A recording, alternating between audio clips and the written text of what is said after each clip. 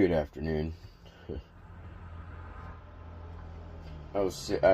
Yeah, I finally got some rest this morning. I was up until like 6, 7 o'clock. I ended up waking up around noon, 1 o'clock, something like that. And yeah, I've been awake for a couple hours, just still exhausted.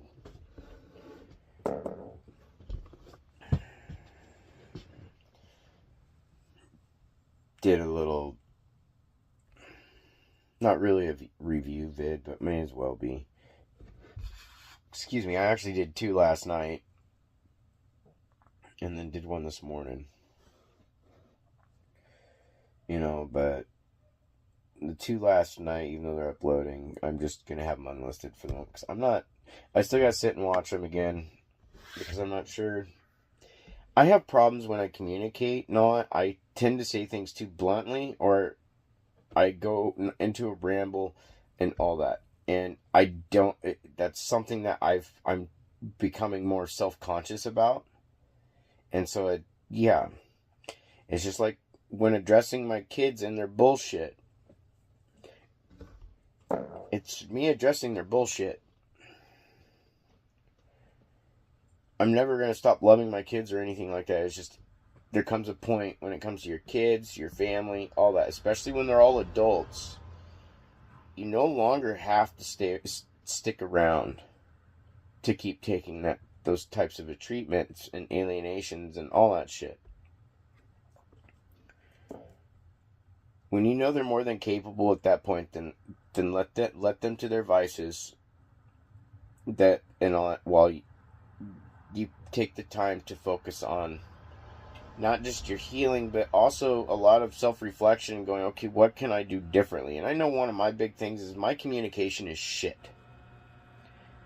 I tend to I cuss a lot. I don't curse a lot. I don't like to curse people. I will cuss though. And I will let people know that, hey, when you're fucking up, or hey, karma's gonna get you on that one. I just have a problem where I have a bit of a mouth where it's not so much necessary. Well, I guess you could say there's a filtration issue there. A lot of it is I'm really blunt. I'm very direct with things. And a lot of times, because I don't express certain things, like specific, anger, disgust, etc., a lot of it can be confused as one thing. My body language and my facial expressions don't generally, I don't know how to match that type of stuff up to those specific emotions. That's why in the one vid, I'd make it clear, I'm not mad, I'm just disgusted with everything. And I mean, I was mad for a while there. I mean, to a degree, I've been angry about things, but it's more or less just all the bullshit, including angry with myself. Sorry. I'm waiting for 2 more. Because normally I'm between a 3 and 5 sneeze person. But a lot of times too, my frustrations in my communication will come out in my communication when I'm trying to talk to people, because I'm getting frustrated and even angry with myself. Because I don't want to say something that's taken wrong, but I don't know how to say things differently for people to understand things, or for me to be able to verbalize it. So it makes it even that much more of a challenge. And a lot of times in dealing with somebody who likes to stonewall, give the silent treatment and all that stuff, or use promiscuous choices as a form of revenge with their girlfriend. So it's it makes it that much harder. Because it's okay, how can I address this problem or these issues in a way that they'll actually understand? And what it turns into is they fully understand what you're saying, they just don't give a shit. See, the thing that I'm coming to that realization, because I dealt with sexual abuse as a child from my own sibling. I had to not only deal with the therapy and the counseling to deal with the effects from that,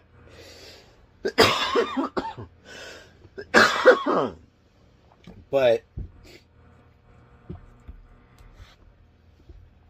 I still deal with a lot of the effects from that. Am I angry with my brother over that shit? No. My brother dealt, to a degree, he dealt with what he did. And what he got after that, because he didn't get in trouble for what he did to me, God took care of that. I recognize how karma works. It's those types of situations that only enforces my belief not only in God, but also karma. That's why, like with this, instead of just going out and just going vigilante on people that have done fucked up things to me, I'm just trying to speak out on it. And what makes it difficult for even them, because I know some of them watch this, is I'm having to use my experience with these specific people to speak out on this bullshit. Not just to address their shit, but also so other people that are watching that are going through similar can learn to stand up and speak up. Because this whole idea of just turning a cheek and shutting up, that's why those types of abuses continue to happen and why those types of people continue to get new victims on a regular basis. Because nobody speaks up. This is where I kind of came to, it's a theory. It's kind of like a realization type theory that I, today that kind of came to my mind. And I realized, like,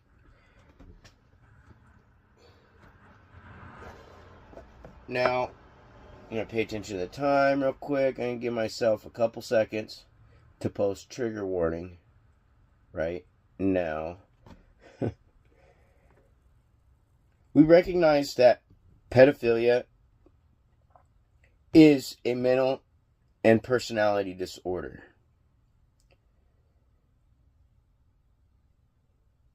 It's also considered it's a criminal. It's sexual deviancy. It's a criminal act. It's fucked up because of what it does to the victims. I'm gonna blow my nose. Sorry.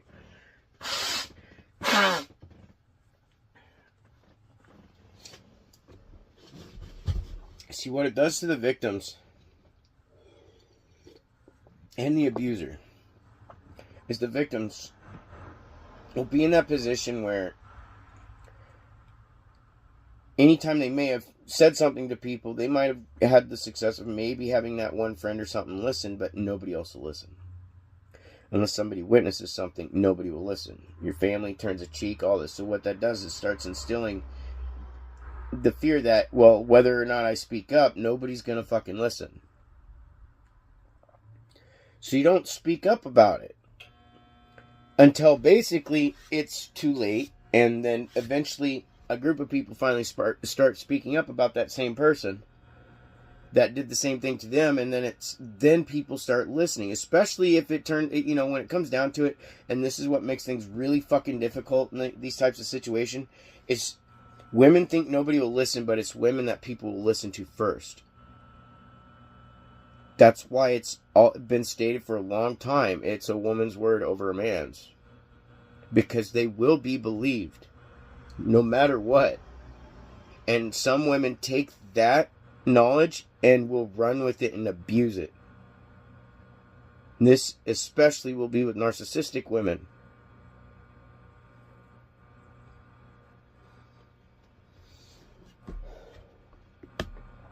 What I found when it comes to being a victim of that type of abuse, and I'm talking sexual abuse, you bottle it. You don't know how to speak about it, especially if it's happening at an age. It happens at an age that you're not sure that what's right and wrong at that point. You don't know if what's going on is okay or not, because nobody taught you what was okay or not okay when it comes to that stuff. And when it's happening to you at such a young age, for me, from 3 to 5. And my brother was a victim also. The downside is my brother didn't get help. My mom and them, when my brother went to them, ignored it. Because the person that did it to my brother was one of my mom's friends. My mom would rather stand by her friend who abused my brother, which then that disease was basically, in essence, then transferred into him and him abusing me. The part that I'm thankful for is I never followed down that path that my brother did. By the time I started to even get to that age of puberty or whatever, I was already in getting counseling and therapy, and by that point, this stuff was already coming out, and I was starting to get help from it. I got lucky. Because it could have been an either way situation. I recognize this thing. This is called self-reflection and understanding of a situation of victims. Victims have a 50-50 choice. They only have two choices that come out of those situations. They either end up continuing that sick virus and that disease and continue that abuse until it gets stopped and addressed, or they go the other way. Now, even though they have a 50-50 choice, majority of victims do not follow in the steps of their abuser.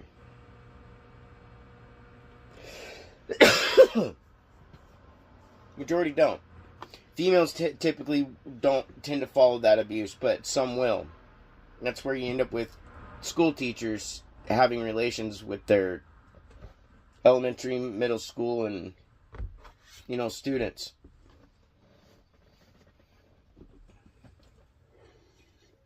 Where others will take it out in a different way. In other forms of promiscuity, whether it be cheating, affairs, all that stuff. It turns into kind of a thirst almost. It's weird. And that's usually within the females. They'll start to act in certain ways, but it's different from a guy, in that sense. But there's some similarities. But with that type of abuse, not only is the victim not sure who they can go to, talk to, speak up to, anything like that, because it involves somebody so close, a spouse, a sibling, a family member, a family friend. People don't want to listen to you. In fact, they'll look at you like you're crazy, or they just turn a cheek. They don't, nothing. Not until enough people speak out. And it has to be the right person. And like I said, especially back then, if you had a penis, nobody listened to you when it came to you coming out with abuse. People were pretty much deal with it. You're a guy. You should be, you're supposed to be the strong one. You're supposed to be able to deal with that.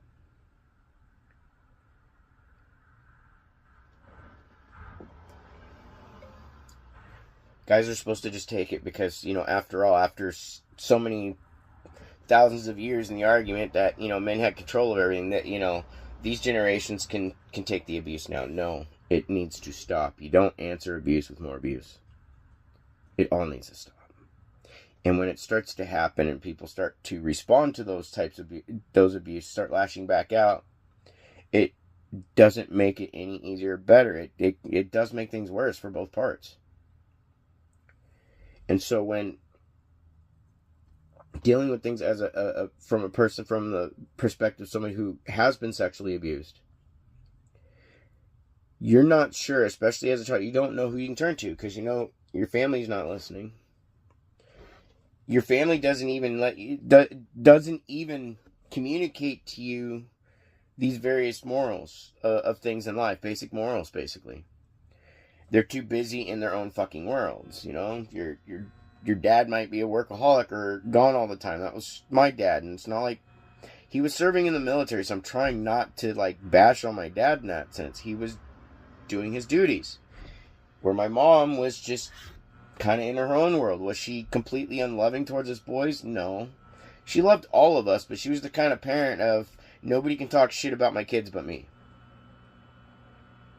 That type of thing. Nobody can punish my kids but me.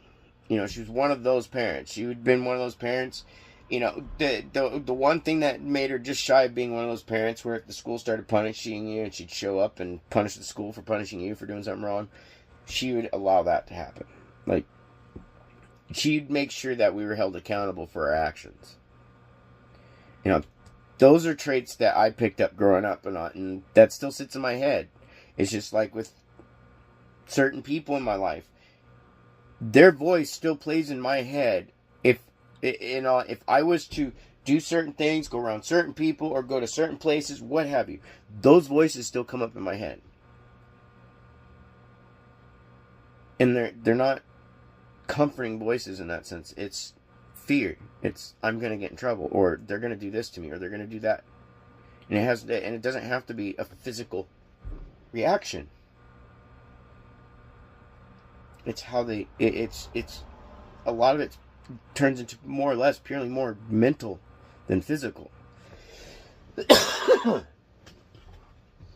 it comes to sexual abuse, there is a physical aspect of it.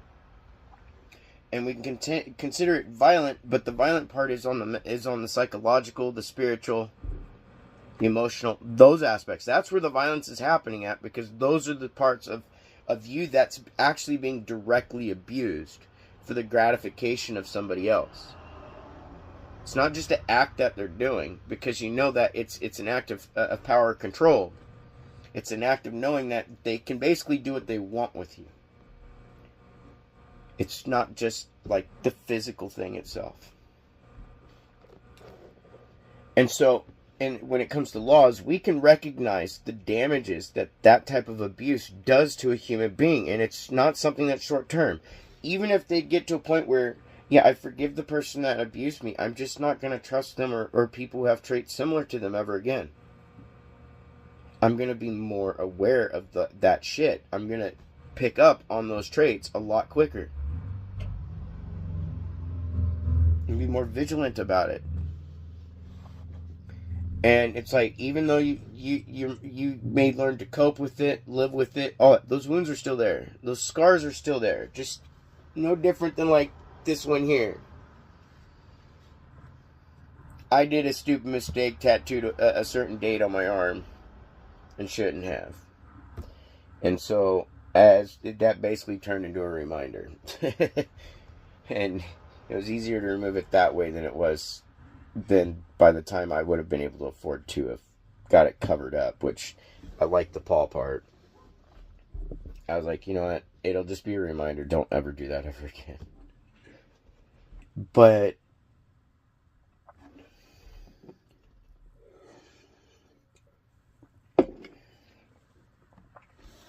those scars and those wounds will always be there, and there'll be things that will trigger those memories no matter what you do. Maybe over time you might be able to be in certain situations, be around certain types of people, do certain things or watch certain things, hear certain things, that type of stuff, without it triggering those memories of those situations that you dealt with. A lot of people, they say they have it buried, those experiences, but they didn't have them buried. They learned how to kind of not bury them or whatever. They just learned to kind of shelve those memories in a way that, yes, they still come out the shelf every now and then when you're not there to look for them, but they're still there. You can either utilize those memories to try to relay and teach others of similar experience that it's okay to speak up. I got lucky at a very young age. I was taught by my doctors that it's okay to speak up. Excuse me. It's okay to defend and protect yourself. Whether you're a man, woman, or child, doesn't matter. You have right to speak up. You have right to defend yourself. You have right to protect yourself from people who are doing harm to you. Physically, mentally, any of that. You have the right to protect yourself accordingly.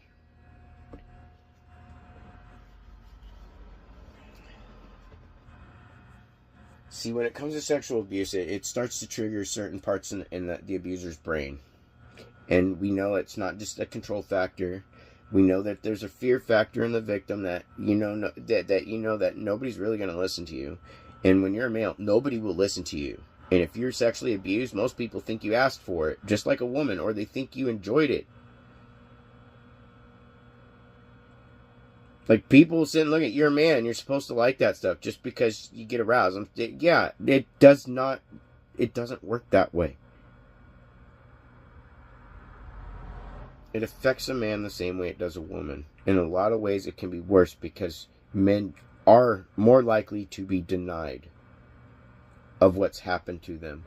Or people minimize, dismiss, deflect, or just ignore it because it's like, well, you're a man. You should be able to deal with it.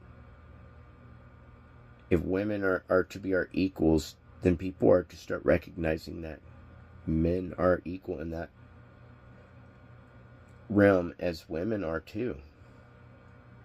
Men and women are other than certain biological obvious things, we're very much capable of doing a lot of the same things. Some might be able to do it more efficiently, using their minds. Others might be able to do it more efficiently using their physical strengths or body, those types of things. But overall, both are, outside of the biological obvious things, men and women are capable of doing the same things. They just kind of have their own little version of it. Men tend to be more on the physical aspect side of things. Women tend to be more on the non-physical. Yet both tend to have the same effects.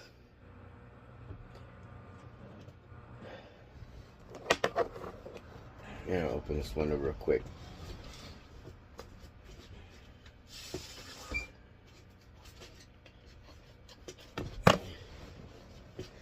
When it comes to the victims of those types of situations, as I was saying, they're already going through fear of nobody will listen. They're already going through the fear of, how do I get away from this?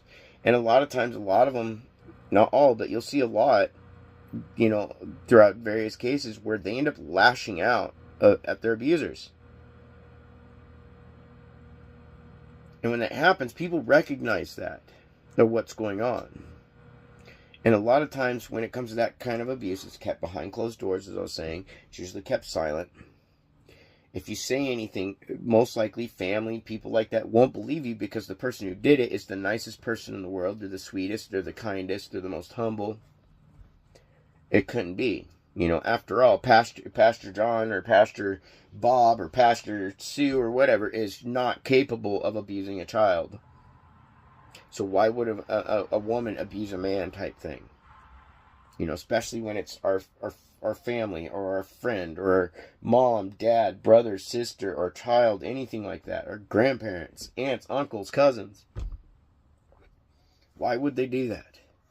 When it's usually, in all cases, but yeah, let's say 1 out of 100 or whatever it is. I can't give you the exact statistics. I'm not looking at them right now. But let's say like 1 out of 10. Let's just be more, I guess you could say, broad-stroked. Like 1 out of 10 people will actually be abused by somebody they don't know. Where the rest are being abused by people that are within their own family and friend structures that they have the most trust in.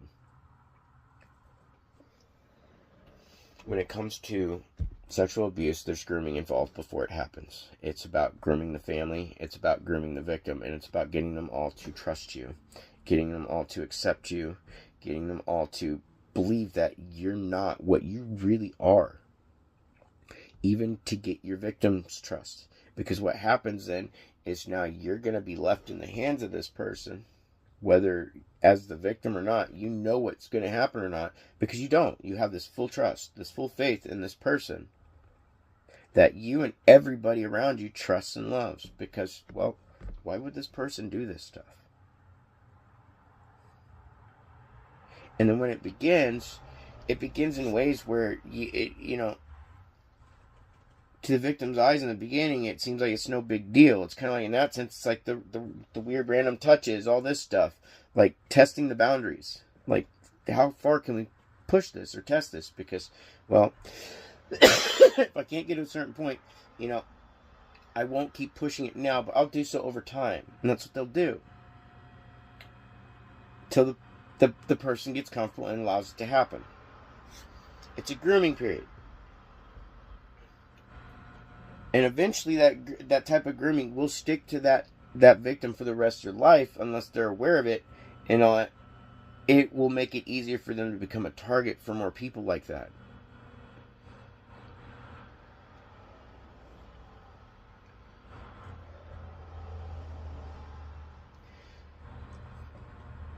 So when that's going on for the victim, the abuser's getting away with it. The part that's pleasurable to them is they're getting away with it. They not just have control of the situation, they're getting self-gratification out of it, and all these chemicals in their brain from that is firing off. So the more they get away with it, the more they're feeling that addiction to their mental and personality disorder of what they have, which is a deviancy. It's criminal. So when their abuses finally come out, a lot of times if there's only 1 or 2 victims, most people don't listen. It's not until there's several that are involved that then people start to go, okay, wait a minute, there's something here, there's something wrong. And that's what happened to my abuser when I was a child. it all basically came out at once. It wasn't until I was locked away in a hospital while I was there as a child dealing with all this shit. Because I got locked away. The way my mom would handle things when things got too much, she would go and have me thrown in a mental hospital. That's how my mom handled things. Otherwise, she showed love by buying things. And she definitely punished you with an iron hand. Otherwise, when you got to a point, if you were too old to punish by spanking, she talked shit about you. She would basically get you alienated. Like I said, my mom was the type of, nobody can talk shit about my kids but me. But I love my kids.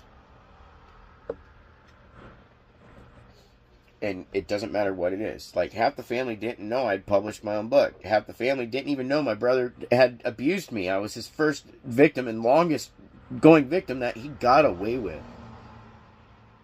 He did his time. And God made sure to take the rest. Whether he likes that or not, or others watching this, because I know others that are close to him watch this, they all relay. They all talk amongst each other. I know they all do.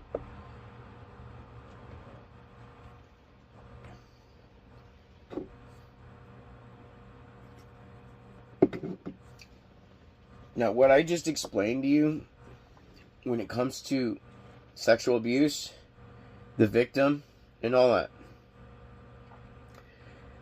some of the coping methods that I was taught growing up was learning how to refocus that energy into something more positive, but also to try and refocus it as learning from what had happened. Not to bottle anything, but to be willing to verbalize. Even if I can't verbalize it properly or whatever, I got to get it out. That's what I was taught. You need to speak up. No matter what, whether people think you're crazy or not, because eventually somebody's going to start listening. This is the same exact effects that you deal with when it comes to narcissistic abuse. Male or female. The damage is done on the psyche and your emotions is the same as when you've been severely sexually abused as a child or at any other age. When you start to look at it, there does not have to be a physical form of abuse in there.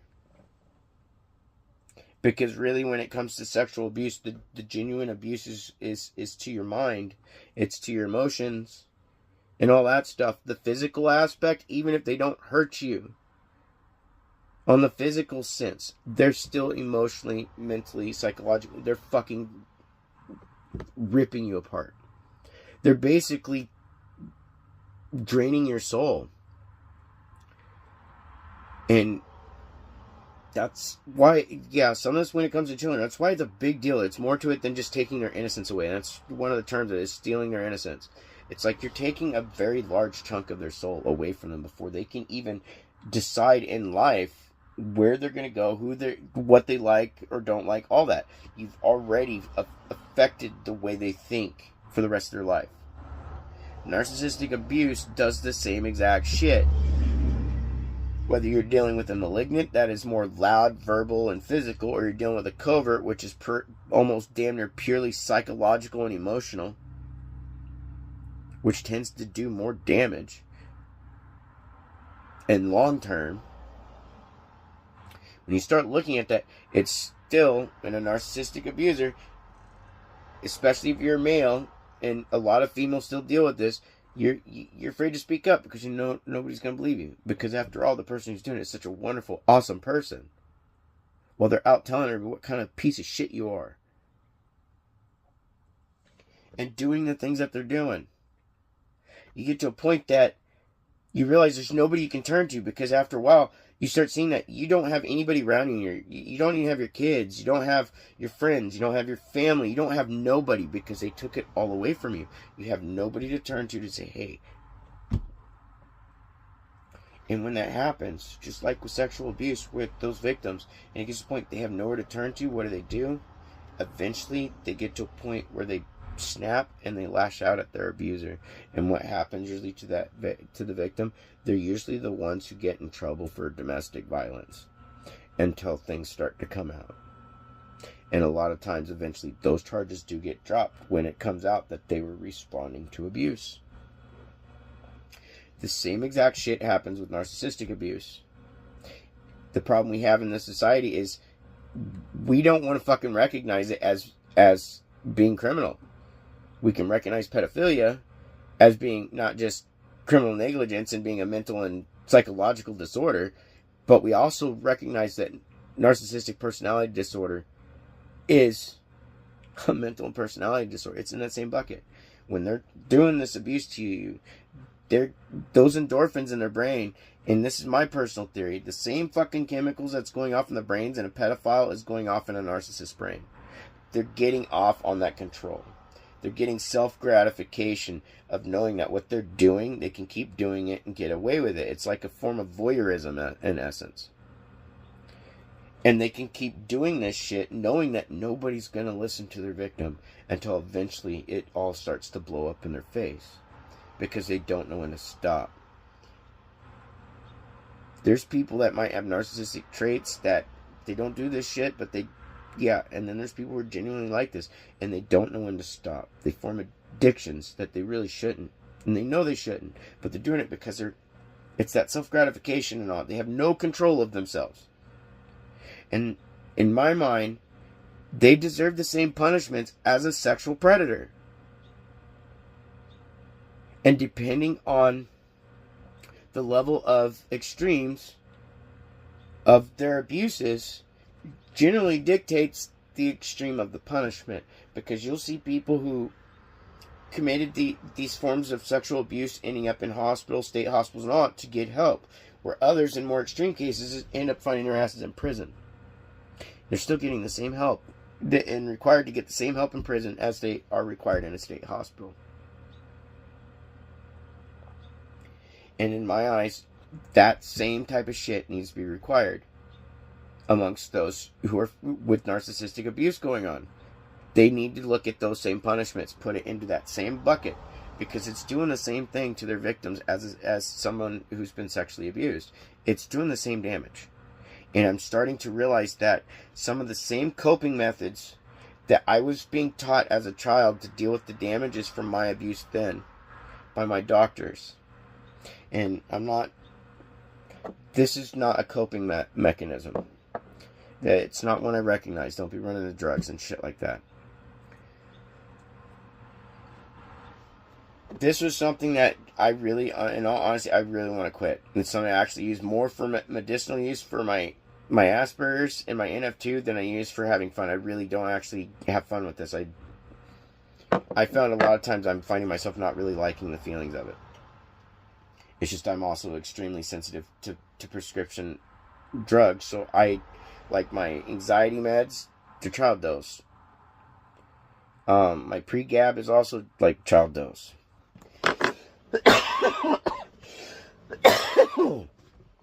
Where other stuff I get, I'm hypersensitive to the shit. So it'll. And with NF2, when you're stuck taking painkillers for a long time throughout your life to deal with the tumors in your body, all that stuff, obviously anything else, you get a tolerance. Problem with that tolerance, it starts destroying inside your body. But yeah, no, I don't suggest or advise people to be running to drugs or alcohol as a coping mechanism. That's the worst fucking thing you're doing, because you're actually replacing one form of addiction and abuse to another form of addiction and self-abuse. I found that I've been utilizing similar coping methods and skills that I was taught as a child to deal with the abuses that I was going through as a child. And I'm finding that they're helping with this. Is it Swiss Army knife, end all fix all type? No. Because the healing process takes years. It doesn't take weeks. It doesn't take months. It takes fucking years when it comes to that kind of abuse. And I'm realizing that the effects from narcissistic abuse is the same effects that I went through as a child. And so, in order for you to be able, just like even with drug addictions, in order for you to be able to actually genuinely start to heal and I'm not sure how to say it, whether it's move past or whatever, the situation, because it's always going to stick with you. It's always going to affect you. You just learn to not allow it to affect you the way it did. But I realize that stuff is always going to be with you the rest of your life. You learn to carry that, you know. I don't consider it as a badge of honor. And it's not necessarily a scar I would wish on anybody to carry, let alone scars. Because you end up getting it when it comes to those types of abuses, you end up, not only are you being abused by that one family member, you eventually get abused by all your family members because they all start alienating you. They all start isolating you because they think you're a liar until that person gets caught, till your abuser gets caught, till other people start coming out, speaking up. The same thing happens with narcissistic abuse. And that's the reason why, in my eyes, right now, it's probably one of the biggest fucking forms of abuse we deal in this country. And it's going untreated. It's going unnoticed. Hell, it's so bad that other than the fact that I started viewing politics as being Satan's religion at this point, is the fact that I noticed that when you look at how narcissistic abuse functions and what it does between the abuser and the victim, you'll realize that that's what we're going through as a country, between the voters, like the citizens and all that, and our leadership with its media. We're getting the same form of abuse. And that's why people are just kind of like this. Is this really going on? I mean, I know we're being abused, but, you know, what can we do about it? We voted for it, and we're paying taxes. I mean, we're paying people to abuse us, but what can we do?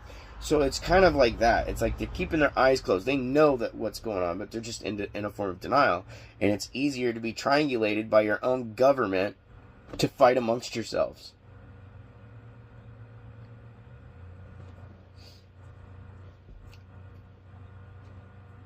Anyways, that's my ramble. I don't want to carry this on too long, but my point of this whole thing is I feel like narcissistic abuse definitely needs to be placed in the same bucket, in the same or similar bucket as with pedophiles and sexual abuse, because it's not just triggering the same parts of the brain between the two abusers.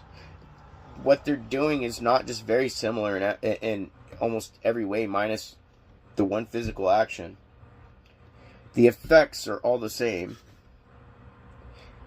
and how it affects your relationship with people around you, and how it affects the rest of your life, including the rest of your relationships the rest of your life. There needs to be laws that protect men and women both equally when it comes to this. And when a man speaks out, people need to stop fucking turning a cheek to it too. Women can't be bitching about people not listening when they're not listening themselves because the person has a penis or not. If we are to address an issue, especially when it comes to abuse like this, you have to address it as a whole, not about the he said, she said bullshit. Gotta love Limp Bizkit. But that needs to go. What these types of abuses have done is not, it doesn't just create misogynists where men start to despise women for that type of judgment. You get misandrous, which is the female equivalent of a misogynist, a woman who hates men. You start getting that same thing. Where does that get? Does that get us anywhere? No, it's causing a bigger problem. Because they're allowing their hatred for one person to be applied to many. Sort of an individualistic created collective punishment on an entire group of people. I could go down the list from... I've been abused by more women than I have men in my life. I could apply what those women have done to all women. I know that's not how it works. It's on the individual. So, anyways, yeah, that's my thoughts. I'm trying better to really try to focus on how I communicate things. I know I can get really blunt with shit and very direct. Whether it's between friends and family or just the rest of the people. And I don't know how to communicate differently. I can only use the words that I know. So, yeah, thanks for watching, and try to have a good day. Late.